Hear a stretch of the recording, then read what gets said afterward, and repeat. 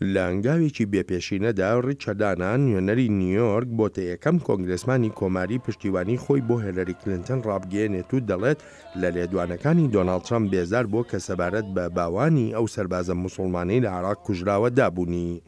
ئەم پشتیوانیەش دوابەدوای لێدوانێکی سەرۆک ئۆباما بوو لەسەر دۆناڵد ترامپ و دەڵێت کەسێکی گونجاو نییە بۆ پۆستی سەرۆکایەتی. پێم وایە کاندیدی کۆماریەکان گونجاو نییە تا ببێتە سەرۆکی ئەمریکا.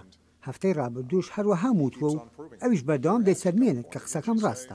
یەکێک ئەو جۆرە قسانە بکات، نەزانێت ماقوڵانە بدوێت، سروشت و تێگەیشتنی وەها بن، چۆن بەهێزترین پۆست لە جیهاندا بەدەست دێنێت.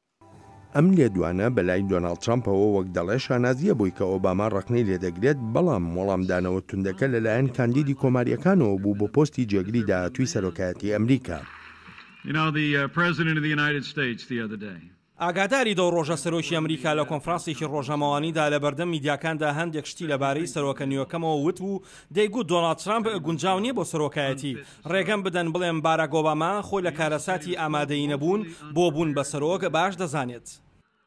هەر لێدوانەکانی ترامپ نین کە ناڕەزایی لە ناو هەندێک لە کۆماریەکاندا دروست کردووە، هەڵوێستەکانیشی بە هەمان شێوە. ترامپ بڕیاری داوە پشتیوانی لە پۆڵ ڕایان سەرۆکی ئەنجومەنی نوێنەران و جۆن مەککەین ئەندامی باڵای کۆماریەکان نەکا لە هەڵمەتی خۆڵبژاردنەوەیاندا بۆ کۆنگرێس. بەڵام وێڕای ئەو ناکۆکیانە بەشێک لە ڕێبەرانی کۆماریەکان ئەو داوایانەیان فرامۆش کردووە تا خۆیان لە دۆناڵد ترامپ دوور بخەنەوە. بەڕای من بژارەکەم لە نێوان دوو کەسدایە، لە نێوان یەکێکدا کە لەسەر زۆر دۆسیەکان ناکۆکم و یەکێکیش کە لەسەر هەموو دۆسیەکان ناکۆکم. هەرگیز هیچ شتێک ناکەم یارمەتی دەربێت بۆ هیلاری کلینتۆن تا ببێتە سەرۆکی ئەمریکا. کاندیدی مشتومڕ لەسەری کۆماریەکانیش بەردەوامە لە ڕەخنەبارانکردنی هیلاری کلینتن کاندیدی دیموکراتەکان بۆ پۆستی سەرۆکایەتی ئەمریکا و جەخت لەو سەروەختە دەکاتەوە کە هیلاری وەزیری دەرەوەی ئەمریکا بووە و ڕەخنەکانیشی گەیشتونەتە ئەو ئاستەی پێی بڵێت لاوازیەکانی هیلاری هۆکاری ناسەقامگیری بوون لە زۆر ناوچەی جیهاندا. ئێمە ڕێگەماندا بە پێگەی دەوڵەتی ئیسلامی، ئەوە هیلاری کلینتن بوو. پێویستە هیلاری خڵاتی داعش وەربگرێت وەک دامەزرێنەری دەوڵەتی ئیسلامی. بەڵام هیلاری کلینتن لە گرتبوونەوەکانی ئەم چەند ڕۆژەی ڕابردوودا باسی لە پلانە ئابوووریەکانی خۆی دەکرد و ڕەخنەی لە ترامپ پێش دەگرت بەوەی کەرەستە و کەلوپەلەکانی لە دەرەوە دروست دەکا وەک بۆینباخ و جلوبەرگەکانیشی.